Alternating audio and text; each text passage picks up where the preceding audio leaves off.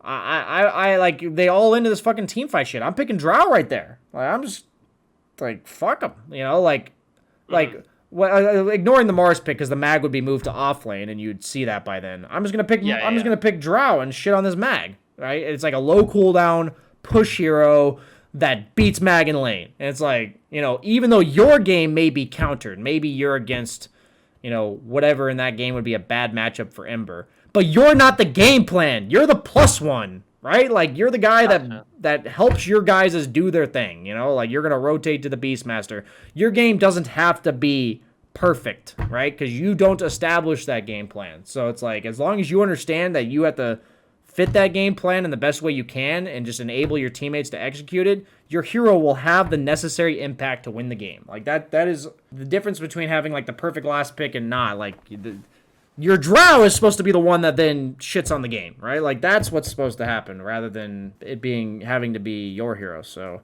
Banana slam jam. okay, cool. Let's go ahead and check out the other game, which you wanted to talk about drafting. So you wanted to look at the draft real quick, or what? You could do either way. The draft, I think we were pretty aware that we kind of just gave them like Mag Phoenix Void, I think, which was just pretty dog. Like we just, but the game still felt winnable at some point. So maybe the gameplay might be a bit better. Like there's more early game stuff in this one to talk about, whereas here is just the 40-minute. Yeah, we'll spend about 10-15 minutes on this game real quick. Sure thing. I'm gonna watch the draft on a bit of fast forward just to see. Sure. So this is the qualifier, right? Yeah. Okay. This is the second day. That was our elimination of the first day. The game we just watched. I gotcha.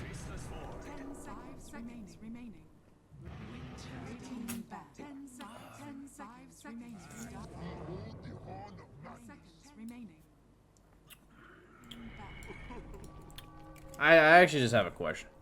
Yep. Have you ever played Axe into Clockwork? No. Okay.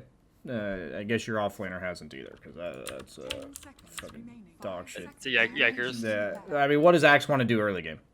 Early mid game? Farmer's Blink. Like, where's he doing it, though? Cut creep waves, right? And his game plan is, like, battle hunger heroes and walk away, right? Yeah. And he wants to play against heroes that can't really punish that, right? Right. What's Clockwork going to do as a 4 position? Walk at him. And Batter assault. and kill him. He's gonna die. Like he actually just dies to clock plus 1 or 2 heroes at like any point in the game. Like during the 6 to 15 minute mark when he's farming blink. So it almost always results in your Axe farming passively on his side of the map. Pretty much always limits his aggression a lot. And then in the late game, you know, you're blink call and then you get counter initiated on and cogsed away and all that kind of shit. So I'm just giving an example, but I'm trying to help the way I analyze the matchup. Like, this is the way Axe wants to play on the map. I expect you guys are going for, like, this lane counter shenanigans where you're, like, trying to, you know, bully the Void and shit. At that point, if you want to bully the Void, you have to pick a hero that not only deals with Void well, but also isn't scared of getting roamed on by a Clockwork, right? So, in this case, we're talking about maybe Legion. Slardar isn't, like, ideal, but, like, Clockwork could just die to a Slardar.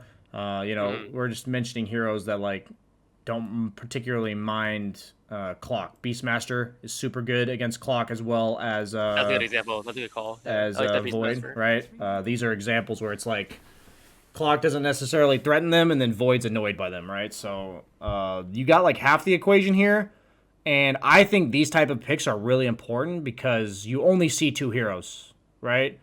Right. And there's just a better version of this pick that you're going for. Like, I see what you're trying to accomplish, right? But there's just a better version of it. And if the guy can't play these heroes, that's one thing, right? Like, I get that. That's something to figure out all on his own. But if he plays these heroes, hopefully you can relay the message of, like, this pick should respond to both of this shit. You know, it should be like, okay, here, let's eliminate heroes that I want to play and lane against Void in the game that go with our heroes. Okay, we got like 5, 6. Which one of those is the best against Clock? You know, like that's the one we're picking. Because at this point, we've only seen 2 heroes. If you pick Axe into this, then it's going to be a really hard Axe game because there's 3 more heroes to pick. Luckily, they picked Mag and Axe, which is kind of nice. But okay, so you guys went for Wraith King.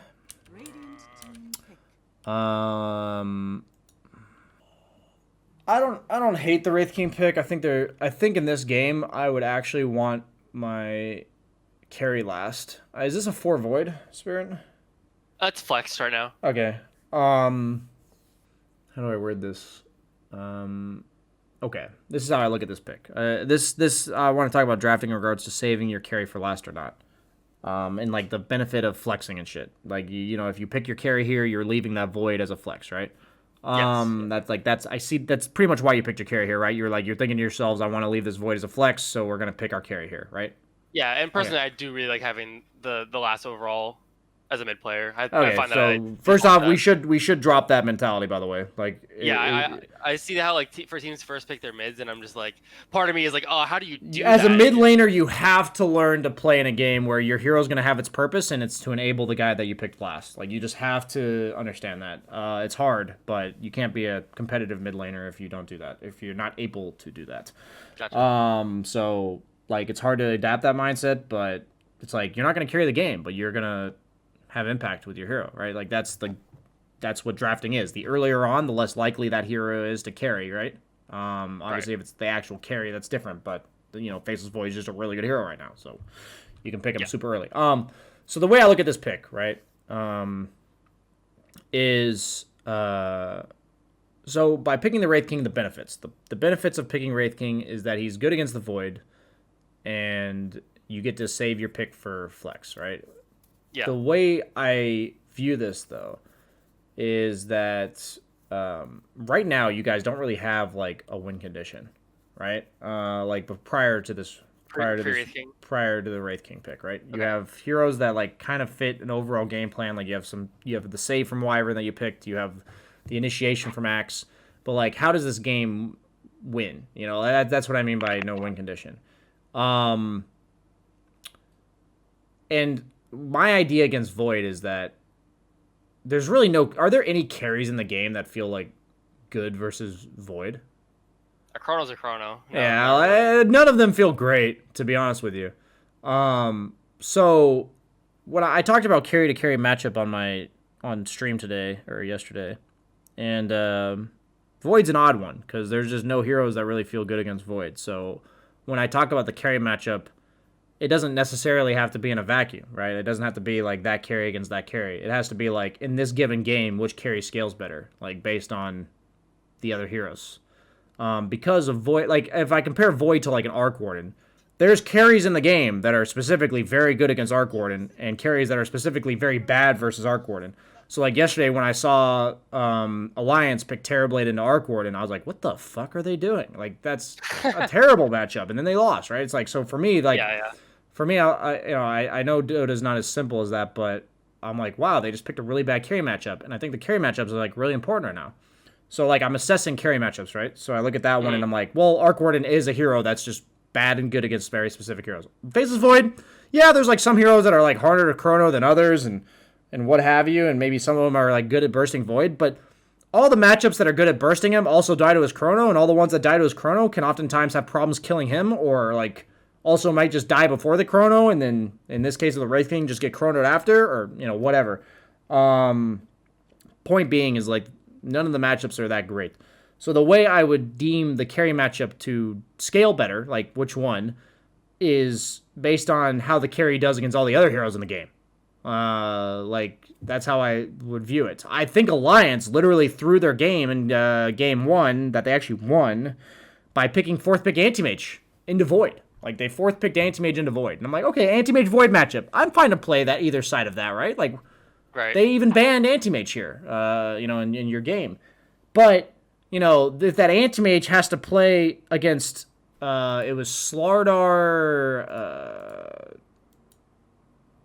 what was it? Slardar +1.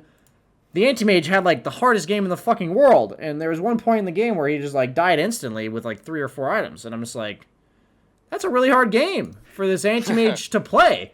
And I'm like, I was so surprised. And you know, honestly, Alliance ended up winning the game, but if you watched it, it was 5 minutes straight up. It was straight up throwing the game. They were up by 10k like 26 minutes into the game, and it's not like Alliance made some crazy fancy plays. They just threw the game. So for me, I've learned like these are things that are ever evolving, and I don't understand fully why. I'm like, I saw the anti-mage pick, and I was like, ew. Yeah, like I'm like, they're just gonna pick like Slaughter or Legion, you know, like that's what they're gonna do, and then it doesn't feel good.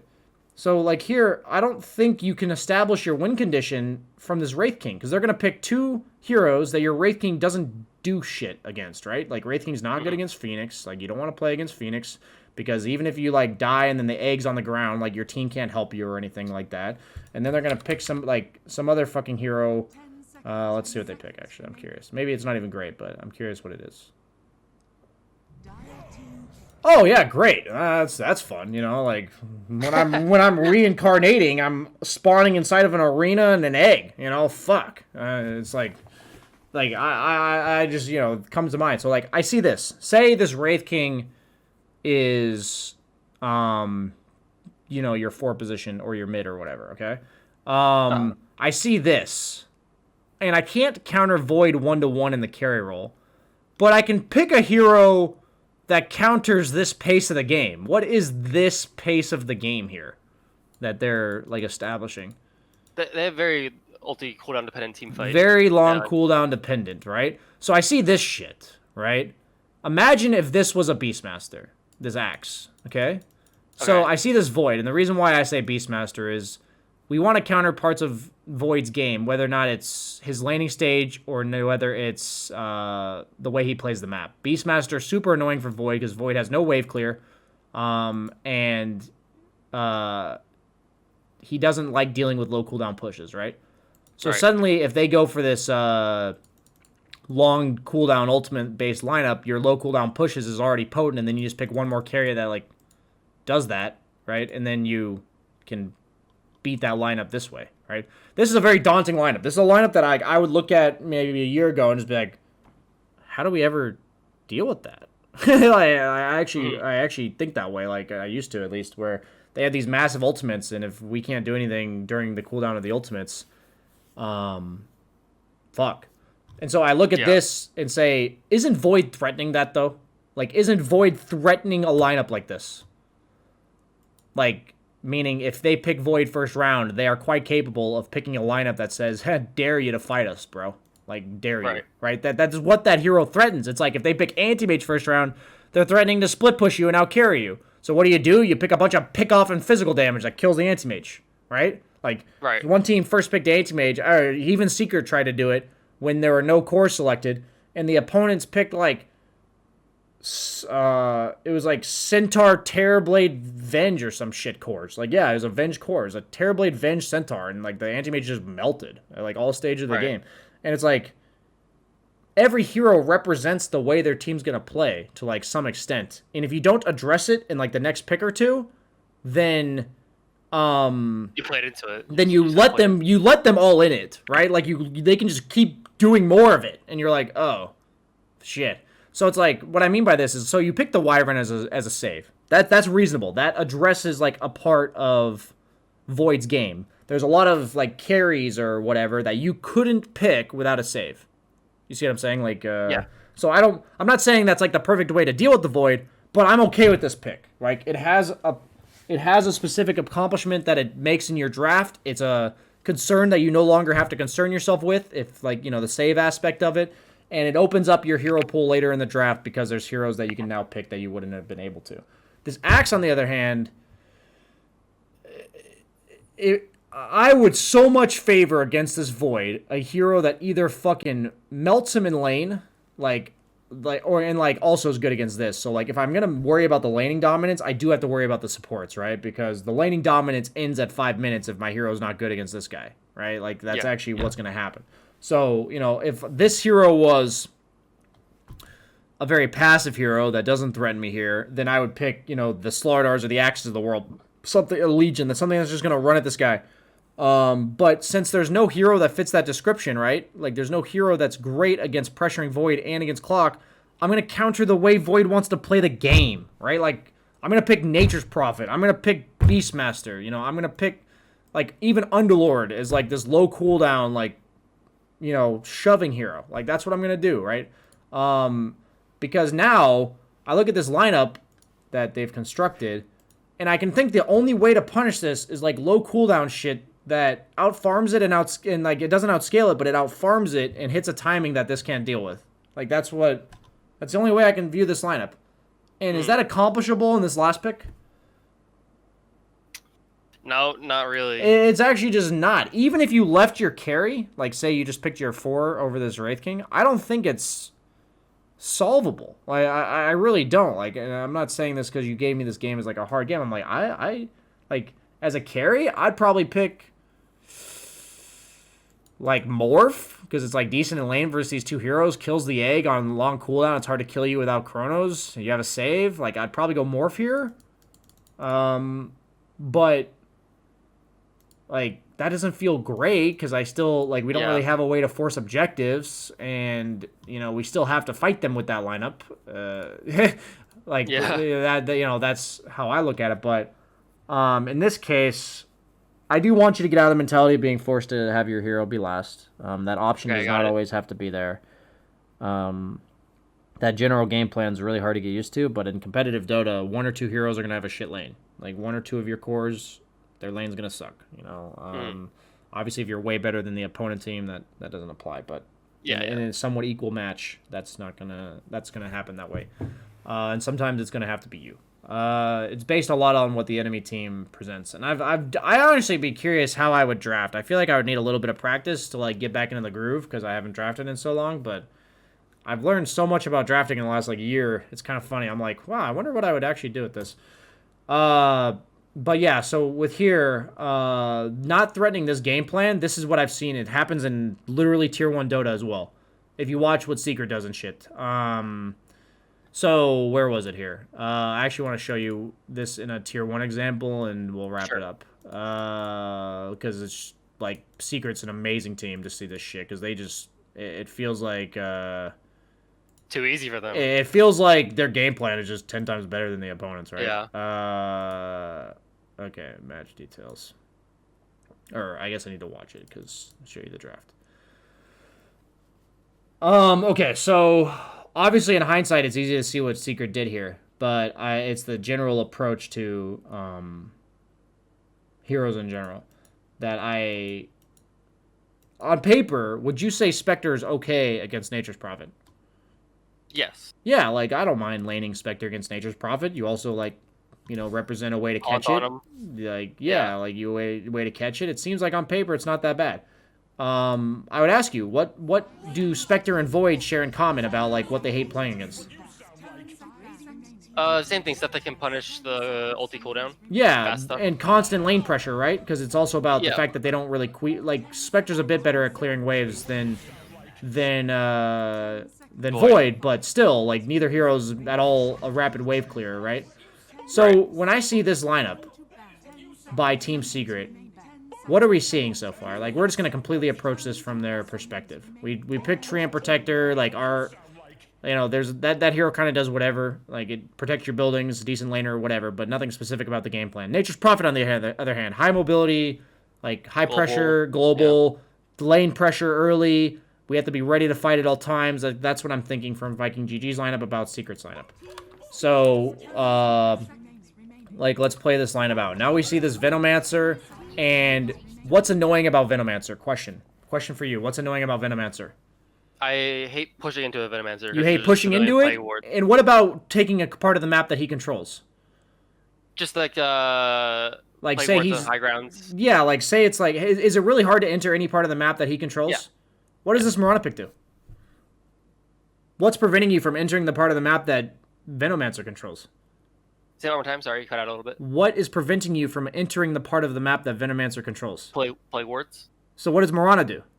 Hit plague wards. You ult and walk past the plague wards on everybody. Also a valid option. Like, isn't that crazy though? Like, I play a lot of Veno, and I'm like, I know the most annoying heroes to deal with on average are like bounty hunters and Rickies and Clinkses and shit that just show up on me and I die, right?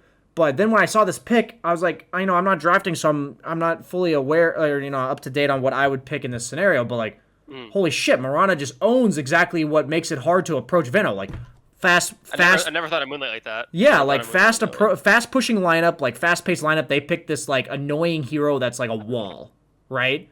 So now Secret's seen this problem where, like, okay, they have this wallish type hero. It's really hard to invade him. Boom! Hero that invades. Do we ever have to worry about invading this Veno again?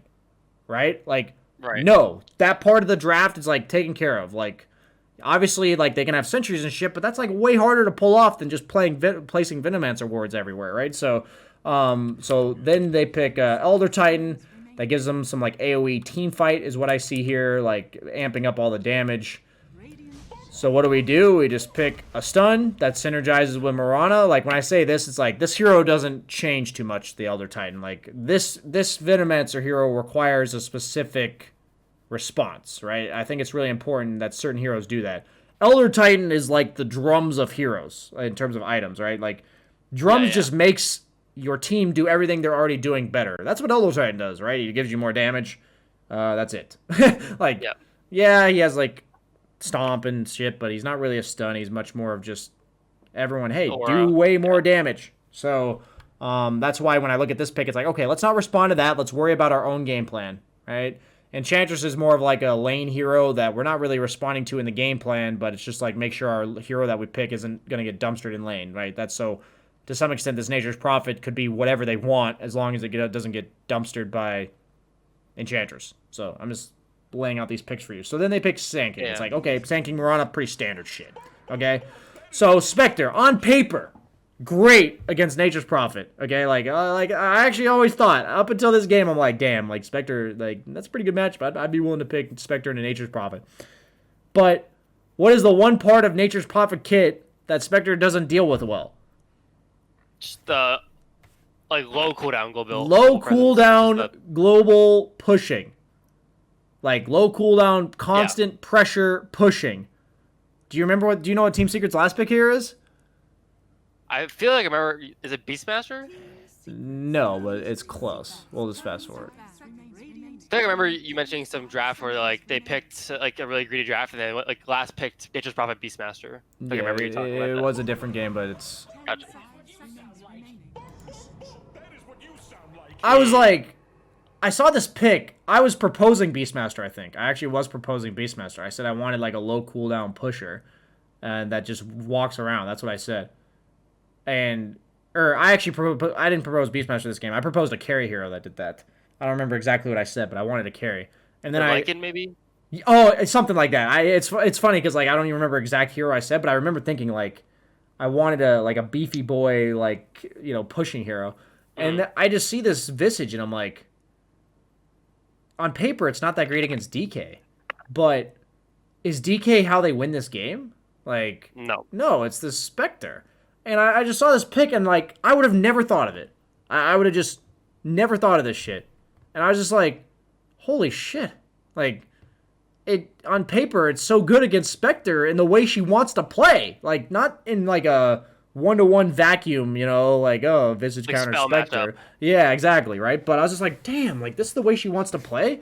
Crazy. And obviously this game ends up being, I don't know if you saw it, but they literally shit-stomped them in, like, 25 minutes. Yeah. So for me, when it comes to your drafts and what I'm going to give as, like, a general guideline for your caliber of teams that I haven't actually had this chance to, like, talk to anybody about really, I think it's super important that your opening establishes a game plan of sorts, okay? Whether or not it's a teamfight wombo combo of, like, you know, Axe Phoenix, Phoenix Void, you know, whatever, or whether or not it's, like, a high tempo, you know, strong lane push lineup that you see here, right? Like, it establishes a game plan. Some team picked, it was like a mediocre team, and I'm trying to remember what they picked, but it was just like, Spectre, and then the other hero was a Mirana. Yeah, that's what it was. They picked first round Mirana Spectre, and I was just like, what do these heroes do together? You know, like, other than having a Spectre, what's the game plan with these two heroes? So I would really like you guys to watch really good teams like Secret and have your first two picks be predicated on this whole, what is our game plan? You know, like, what's the type of game we're going to be playing with these heroes? That's what I think is the most important thing in the opener. Because if you don't establish the game plan here, then you have to start making a game plan here with heroes that are also good against, you know, whatever they're showing you. So it's like, that's hard to pull off. And then every pick, on the opponent side, ask yourself very calmly, does this hero require us to respond to it in regards to the game plan? You know, like I said, Elder Titan and Enchantress, not really, right? Not really. Right.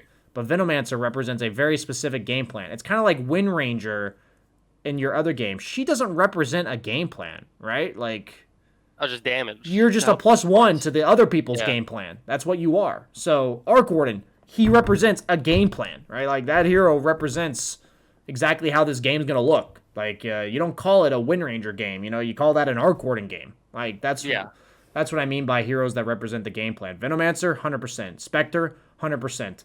And it's like, respond to this, synergize with this. Like, don't respond to this. Synergize with this. Respond to this, right? Like, that's what we see here. And it's like, obviously Secret's going to do it way better than you or I do, right? Like, that's the beauty of, like, watching this. For now. For now, exactly. Wait till I come back in TI-18. Just wait. You'll be at TI-18 with finals. me. Yeah, exactly. Yeah. We'll have the best draft Dota's seen and the best game Dota's seen. Yeah, precisely. Game 5 of precisely.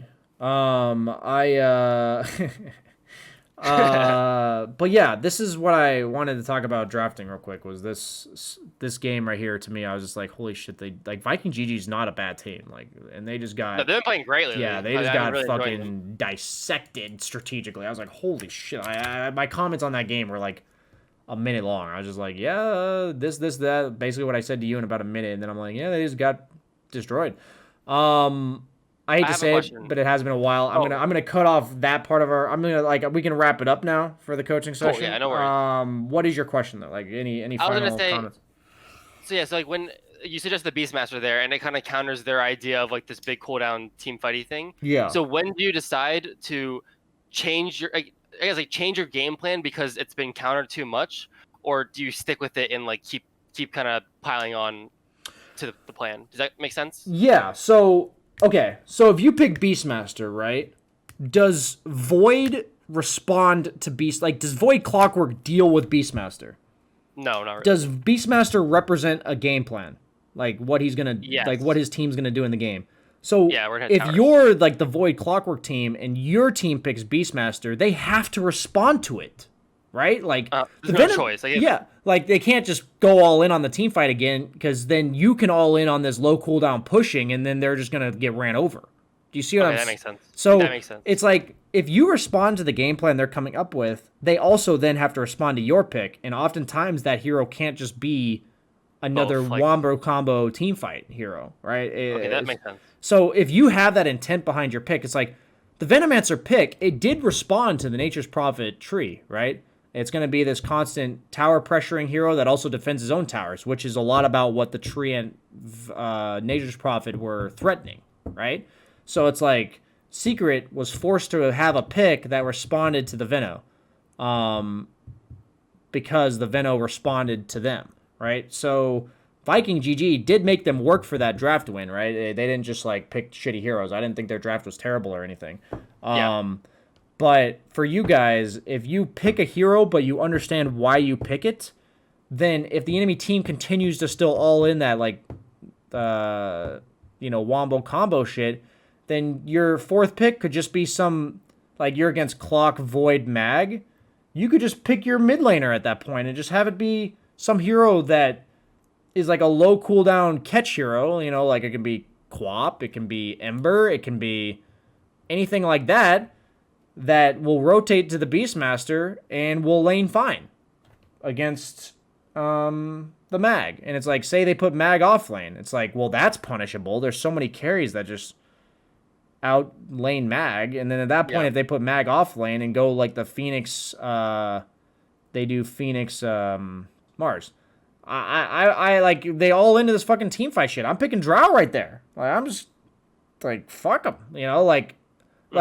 Well, ignoring the Mars pick because the Mag would be moved to off lane and you'd see that by then. I'm just gonna pick. I'm just gonna pick Drow and shit on this Mag. Right? It's like a low cooldown push hero that beats Mag in lane. And it's like, even though your game may be countered, maybe you're against, whatever in that game would be a bad matchup for Ember, but you're not the game plan. You're the +1. right? Like you're the guy Gotcha. that helps your guys do their thing, you know? Like you're going to rotate to the Beastmaster.